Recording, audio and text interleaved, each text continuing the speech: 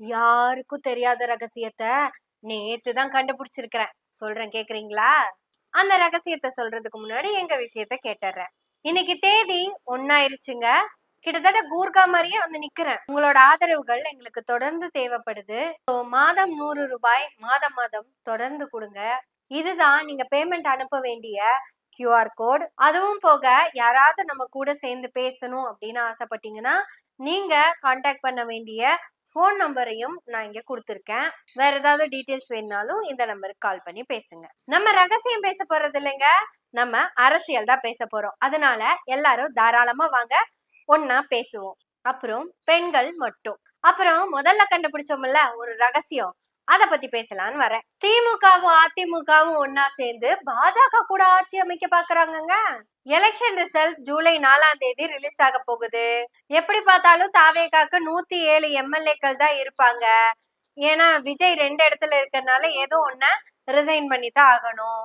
அதுவும் திருச்சி கிழக்கத்தான் அவர் ரிசைன் பண்ணுவாருன்னு நான் ஜோசியம் பார்த்து சொல்றேன். நான் சொன்னது நடக்கலைன்னா என் பேரை மாத்திக்கோங்க, கண்டிப்பா இது நடக்கும். அதுக்கப்புறம் JCT பிரபாகர் தான் சபாநாயகரா வருவாருன்னு நான் சொல்றேன். இது கண்டிப்பா ஜூலை மாசம் நடந்துருங்க. இப்போ 107 106 ஆயிருச்சா?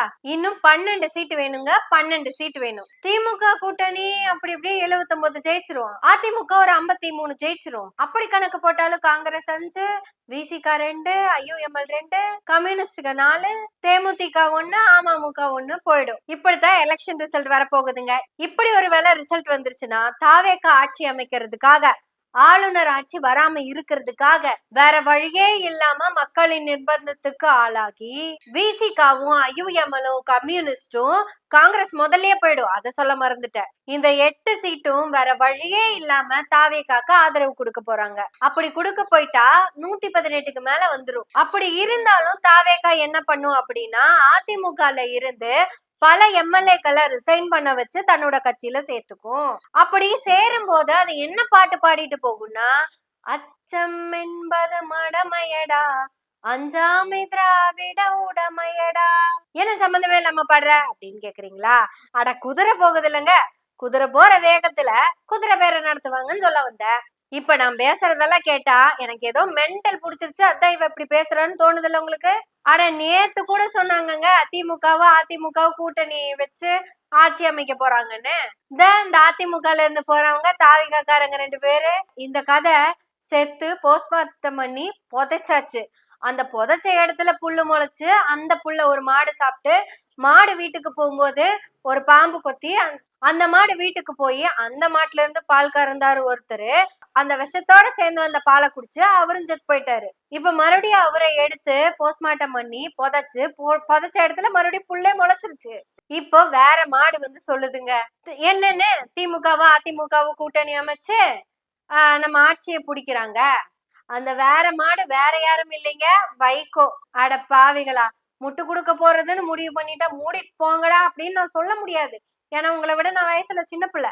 உங்களுக்கு இருக்கிற அரசியல் அனுபவத்துல வேப்பம்பழத்தவே பிதிக்கி தின்னு கொட்டை போட்டு மரம் வளர்த்த நாளுங்க. உங்களை போய் நான் அப்படி பேசிடுவேனா? பேசக்கூடாதுல்ல. அந்த மூமூமு அப்படிங்கிறதுக்கு ரைமிங்கா டைமிங்ல பேசணும்னு நினைச்சேன்.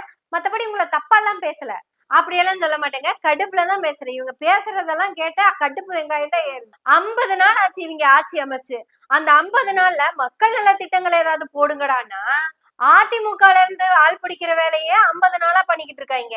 இது ஒரு வேலை வெங்காயம், இதுக்கு ஒரு கட்சி, இந்த கட்சிக்கு ஒரு ஆட்சி. இப்படி இதுக்கு முட்டு கொடுக்க போன 3 தேவர்களும், பெண்களா இருந்தா மூதேவிகள்னு சொல்லியிருப்பாங்க.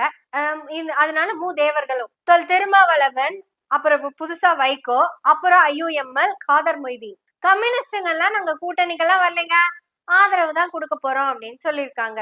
அட இலையில எதுக்கு விருந்து போட்டு கையிலேயே போடுங்க, இலைய எதுக்கு வேஸ்ட் பண்ணி நாங்க இப்படி எடுத்து சாப்பிட்டுக்கிறோம். எங்க கை நாங்க சாப்பிட்டுக்கிறோம், உங்க இலைய நீங்க வச்சுக்கோங்க. இந்த சிக்கலெல்லாம் வரும்னு தெரிஞ்சதுனாலதான் அந்த கட்சி இப்ப என்ன செய்யுதுன்னா, இப்ப முட்டு கொடுத்துக்கிட்டு இருக்கிற இந்த முட்டுக்களை எல்லாம் நம்பாம, அதாவது வைகோ, திருமா, கம்யூனிஸ்டுக, அப்புறம் காதர் மொய்தீன் இவங்களையெல்லாம் நம்பாம நமக்கு பெரும்பான்மை நம்ம கட்சியில இருந்தே கிடைச்சிட்டா இவங்களையெல்லாம் விரட்டி அடிச்சிடலாம்னு முடிவு பண்ணித்தான் அதிமுகல போய் கட்சிக்கு ஆளை கூட்டிட்டு வராங்க. அப்படி கூட்டிட்டு வர எம்எல்ஏக்கள் சொல்ற அந்த தத்துவங்கள் இருக்குல்ல, அந்த முத்துக்கள், அதுதாங்க செத்து போஸ்ட்மார்ட்டம் பண்ணி புதைச்சு அந்த புதைச்ச இடத்துல புல்லு முளைச்சு அதை மாடு மேய்ஞ்சு அதே கதைதான். அதிமுகவும் திமுகவும் கூட்டணி சேர பிளான் பண்ணுது.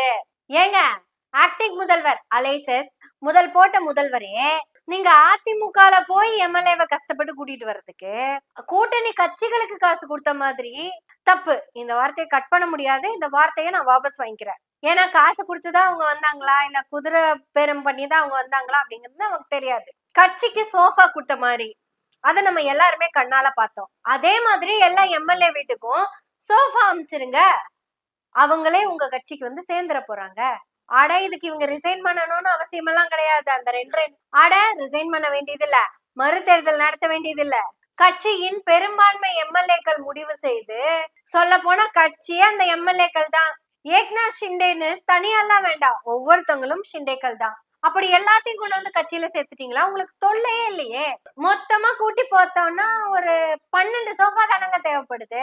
அதுதான் உங்ககிட்டயே இருக்குமே. என்ன எச்சா ஒரு 3 சோஃபா போயிருச்சுன்னு நினைச்சுக்கோங்க. அப்படித்தான். இது ரொம்ப சிம்பிளா பண்ணிடலாமே. இதை ட்ரை பண்ணுங்க. இதை நீங்க ட்ரை பண்ணீங்கன்னா இங்க இருந்து போற எம்எல்ஏக்கள் என்ன சொல்லுவாங்க? திமுகவும் விசிகாவும் ஒன்னா சேர்ந்து கூட்டணி ஆட்சி அமைக்க பிளான் பண்ணுச்சு. மக்கள் தீர்ப்பான தாவேகா தான் இங்க வரணும் அப்படின்னு சொல்லிதான் நாங்க தாவேகாக்கு வந்தோம் அப்படின்னு சொல்லிடலாம்ல. சொல்லிடுவாங்களா தெரியல. போற போக்க பார்த்தா சொல்லிடுற மாதிரி தான் தோணுது. இது விசிகாக்கு மட்டும் இல்லைங்க, ஐயுஎம்எல்லுக்கும் பொருந்தும், கம்யூனிஸ்டுகளுக்கும் பொருந்தும். காங்கிரஸ்க்கு பொருந்தாதா அப்படின்னால கேட்காதீங்க. அது பொருந்தி ரொம்ப நாள் ஆச்சு. இப்ப ஏற்பட்ட கேவலமான அரசியல் இங்க நடந்துட்டு இருக்கும் போதுதான் விஜயனுடைய ரசிகர்களுக்கு எச்சரிக்கை மணி விடுக்க நினைக்கிறேன். விஜயின் ரசிகர்களா நீங்க இருக்கிற வரைக்கும் உங்களுக்கு எந்த பிரச்சனையும் கிடையாதுங்க. விஜயின் ரசிகர்களா இருந்து ஒரு கேண்டிடேட் ஆகி அங்கிருந்து எம்எல்ஏ ஆன உங்களுக்கு எல்லாத்துக்கும் தான் மிகப்பெரிய பிரச்சனை காத்துட்டு இருக்கு. லைட்டிங் மாறுது, ஏன்னா கரண்ட் போயிட்டு வருது. பரவாயில்ல, நம்ம பேசுவோம்.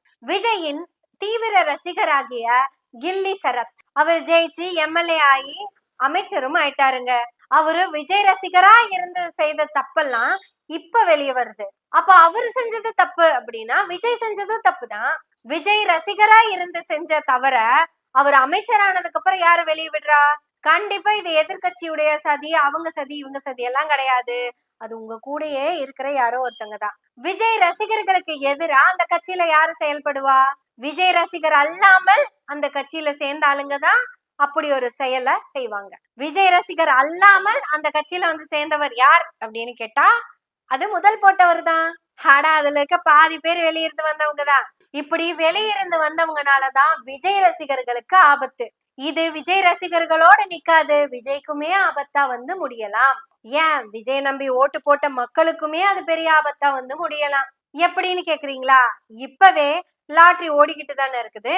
விஜய் ரசிகர்களே, உங்க தளபதி விஜய் கிட்ட போய் நீங்க பேசுங்க. கண்டிப்பா உங்களால போய் பேசலாம் முடியாது. ஏன்னா இன்னைக்கு விஜயே ஆட்டி விக்கப்பட்டுக்கிட்டு தான் இருக்காரு. ஏன்னா விஜய்க்கு சொந்தமா பேச தெரியாதுங்கிறதுனால, விஜய்க்கு சொந்தமா சிந்திக்க தெரியாம போனதுனால தடியெடுத்தவெல்லாம் தாவேகா அமைச்சர் மாதிரி தடியெடுத்தவெல்லாம் தாவேகா முதல்வர் ஆகுறாங்க. இது ரசிகர்களுக்கும் ஆபத்து, விஜய்க்கும் ஆபத்து, தமிழ் மக்களுக்கும் ஆபத்து. சொன்னா யாருங்க இதெல்லாம் கேட்க போறா? அதுக்குதான் முட்டு கொடுக்கறதுக்கு தேவர்கள் இருக்காங்கல்ல. இன்னும் முட்டுங்கிறீங்க? ஆனா இப்ப வரையும் பேசிக்கிட்டு இருக்காங்க. 50 நாள் முடிஞ்சு கூட பேசிக்கிட்டு இருக்காங்க. எத? அந்த மாடு புல்லுதிங்கிற கதைய.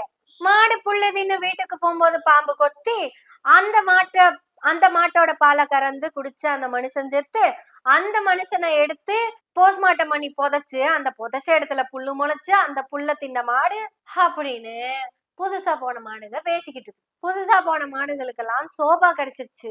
எங்களுக்கும் அதே மாதிரி நீங்க கொடுத்துக்கிட்டு இருந்தீங்கன்னா, சோஃபா இல்லைங்க, மாதம் 100 ரூபாய்.